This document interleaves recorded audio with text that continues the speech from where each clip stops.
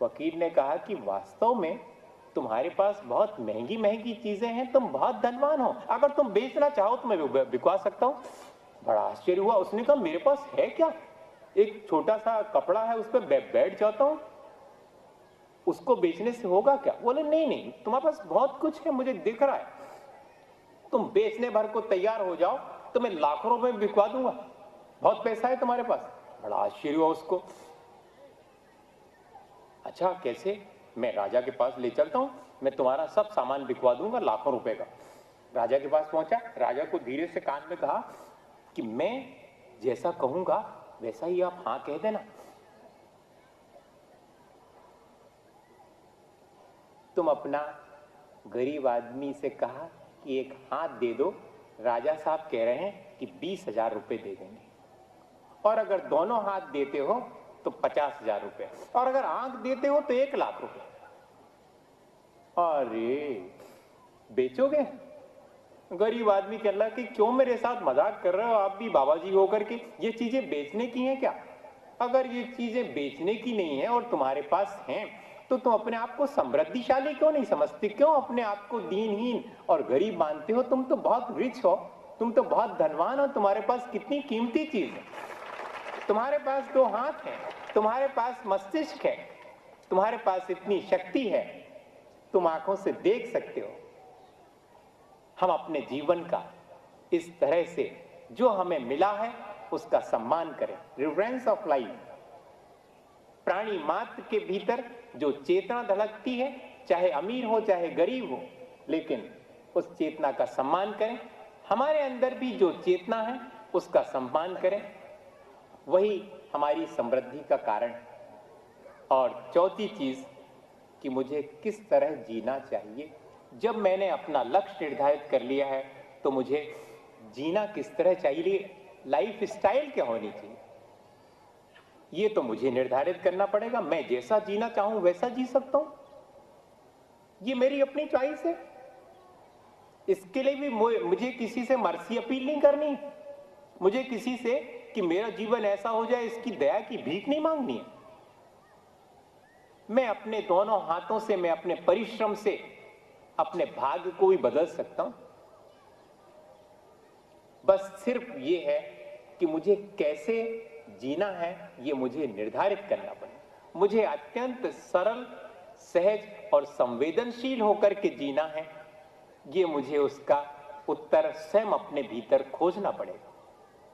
और मुझे कर्म इस तरह करना है जैसे कि सूरज उगता है तो कभी ये नहीं पूछता कि पहले ये बताओ कि कितने लोग उठोगे सुबह जागोगे, तब तो मैं जरा सोच करके उगूंगा, कितने कमल खिलेंगे, जब ये सब निर्धारित हो जाए पहले, अच्छा और जब मैं उगूंगा तो मेरा वीडियो बनाओगे कि नहीं? नहीं, देखो तब तो मेरा उगना सार्थक होगा।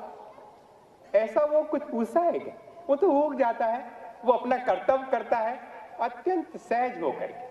हम भी जो कर्म करें, चाहे पढ़ने का हो, अत्यंत सहज होकर, नहीं तो एग्जामिनेशन फोबिया, एक भय हमारे भीतर व्याप्त हो जाता है कि अरे हम तो नहीं पढ़ पाएंगे, हमसे तो होगा नहीं। नहीं भैया, मन के हारे हार है। हम अपने मन से क्यों हारे, क्यों हम नेगेटिव थॉट्स लाएं? हम अपने मन में आशान्वित होकर के कर्म करें, सहज होकर के कर्म करें, उस कर्म का बोझ अपने ऊपर ना लें। हमारी जितनी क्षमता है उसको हम लापरवाही से व्यर्थ नहीं करेंगे, हम अपनी क्षमता का सदुपयोग करें जितनी हमारी क्षमता है। और कर्म हार्दिक होकर के करें, अत्यंत हृदय से करें, भावनाओं से प्रेरित होकर के करें। 1 रुपये कागज का है, उसकी क्या कीमत है?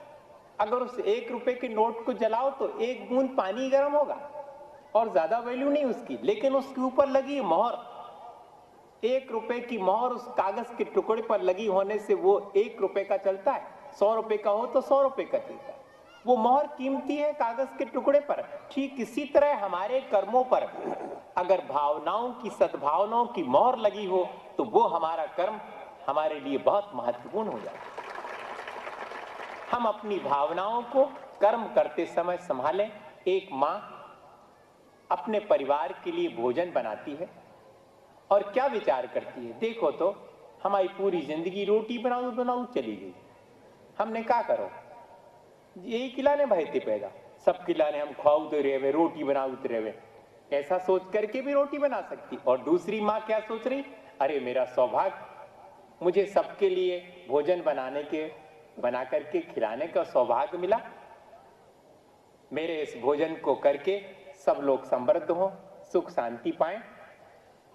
ऐसी भावना रख करके भी तो भोजन बना सकती है।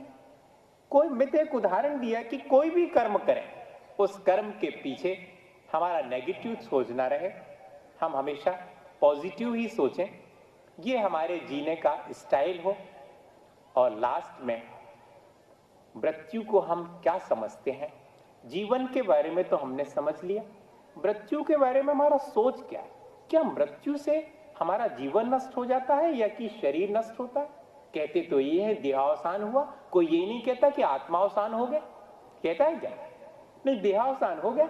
बात स्पष्ट है कि देह मर गई, मैं थोड़ी मरा, मैं तो फिर भी ज्यों का त्यों हूं। यानी मृत्यु मुझे नहीं मार पाती, ये मेरे जीवन में क्लियर होना चाहिए। मुझे मृत्यु से भयभीत होने की आवश्यकता नहीं है, मुझे मृत्यु को जीतने के लिए प्रयास करना चाहिए। मुझे जब तक मृत्यु नहीं आई तब तक इस तरह जी लेना चाहिए जीवन को भरपूर कि मेरा जीवन सार्थक हो जाए। मुझे अपने जीवन से मरते समय शिकायत ना रहे कि मैं ठीक ढंग से जी नहीं पाया, मुझे जो जो कर लेना था, अब मरण निकट आ गया है, मैं कुछ नहीं कर पाया। बल्कि मरण को आते देख करके मैं प्रसन्न होकर कह सकूं कि ठीक है, मैं मरने तैयार हूं, मैं मरूंगा थोड़ी, शरीर मरेगा, मुझे जो जीवन में करना था वो मैंने पूरा कर लिया। एक कलाकार था, बहुत बड़ा कलाकार, बहुत प्रसिद्धि थी उसकी। एक बार क्या हुआ, वो बाहर बहुत कम निकलता था, शहर में घूमने उमने तो जाते ही नहीं था, इतना व्यस्त रहता था अपने चित्र बनाने में। एक बार ऐसा हुआ कि वो बाहर घूमने निकला तो उसने टहलते समय देखा कि एक आदमी के तो एक हाथ ही नहीं है। उसने कहा अरे वाह, इसके हाथ ही नहीं है, बड़ा आश्चर्य हुआ। एक और देखा, उसके दोनों ही हाथ नहीं थे। एक और देखा तो उसके पैर ही नहीं थे। अब तो वो बड़ा डिप्रेस हो गया कि हाथ नहीं है और पैर भी नहीं है। और मजा ये कि अगली क्षण उसने देखा कि एक व्यक्ति की आंख ही नहीं है। अब उसके भीतर अत्यंत निराशा छा गई जीवन के प्रति, मृत्यु से अत्यंत भयभीत हो गया। मुझे भी अगर कभी ऐसा हुआ, मेरा हाथ नहीं रहा, मेरे पैर नहीं रहे, मेरी आंख फूट गई, तो क्या करूंगा मैं? अब उसने चित्र बनाना छोड़ दिया, बड़ी वैराग्य की बातें करने लगा। कोई कहता था कि अरे चित्र क्यों नहीं बनाते? बोले क्या बनाना चित्र, कभी हमारे हाथ खराब हो जाए, कभी हमारे पैर टूट जाएंगे किसी ना किसी दिन, कभी हमारी आंख फूट जाएंगी, हम क्या करेंगे? बड़ा निराश होकर के उसने अपना जीवन शेष बिताना शुरू किया।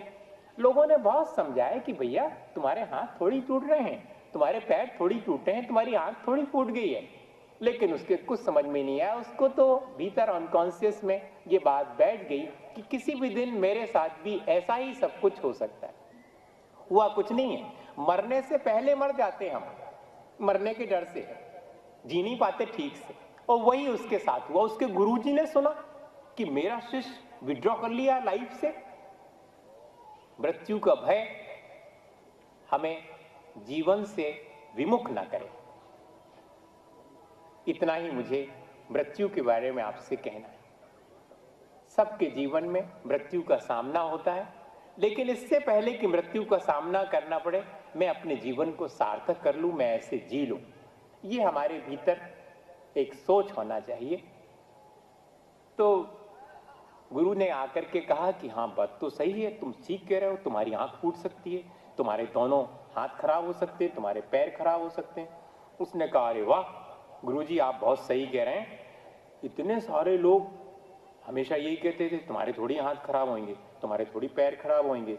लोग समझते नहीं थे। आप बिल्कुल सही समझ रहे हैं, मेरे तो हाथ खराब हो सकते हैं, मेरे पैर खराब हो सकते हैं, मेरी आंख फूट सकती है। आपने बहुत ठीक कहा। गुरुजी ने उसके बाद कहा कि सुनो, हो सकते हैं, तुम्हारे हाथ खराब हो सकते, तुम्हारे पैर खराब हो सकते, तुम्हारी आंख की रोशनी जा सकती है, लेकिन जब तक ये कुछ भी नहीं हुआ तब तक तो तुम एक ऐसा चित्र बना लो जिससे तुम अमर हो जाओ। बस इतनी सी बात से उसके भीतर कहीं आशा की ज्योति जल गई और उसने अपने चित्र बनाना फिर से शुरू कर दिया। आशान्वित होकर के उसने अपना जीवन जीना शुरू कर दिया। निराशा में भी हम अपना जीवन जीते हैं, जीवन से निराश होकर के, और हम आशान्वित होकर के बड़ी से बड़ी उपलब्धियां हासिल कर सकते हैं। निराश होकर के तो जो हमारे पास है उसे भी हम खो सकते हैं, और आशान्वित होकर के जो हमें अभी तक नहीं मिला उसके लिए भी प्रयत्न करके हम पा सकते हैं। अगर हम अपने जीवन में इन प्रश्नों का उत्तर स्वयं खोजें और स्वयं उत्तर पाकर के अपने व्यक्तित्व को ऊंचा उठाने के लिए, विकसित करने के लिए प्रयास करें, तो मैं समझता हूं कि ऐसा नहीं है। हम सबका जीवन बहुत विकसित हो सकता, बहुत